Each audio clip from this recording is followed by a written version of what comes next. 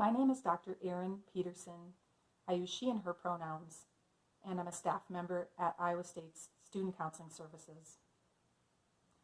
One key component when we're going through something or having tough emotions is to name it.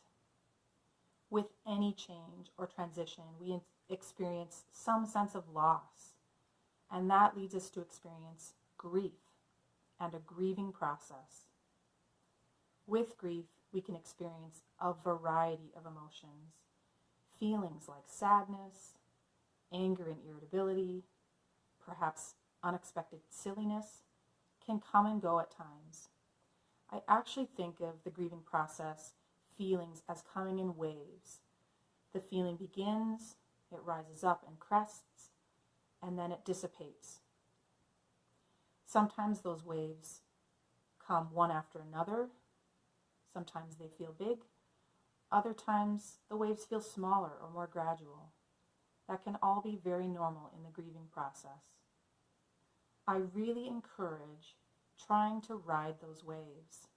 Instead of fighting them or pushing them down, it's helpful to take some time to be present with your emotions, perhaps to name the feelings or write them down, do some journaling, maybe reach out to a loved one and talk through what you're feeling, and to try to respond to some of the needs that come up with those feelings.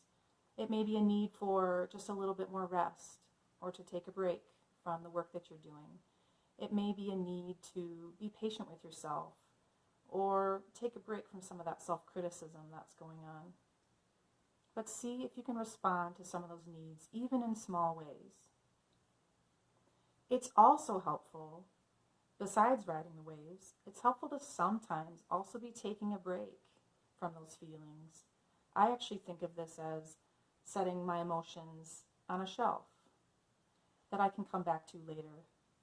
The feelings don't go away completely, but I can take a break, and when I have some more energy resources, or when I'm not needing to focus on schoolwork or work, I can come back to those feelings and try to meet some of my needs at a later time. I really encourage having this balance of riding the waves and being present with our emotions, as well as taking some breaks to rejuvenate or focus on other things. I hope you also check out some of the other videos in our Iowa State Student Counseling Skills Corner. There's a lot of great tips for coping and support and self-care during this time.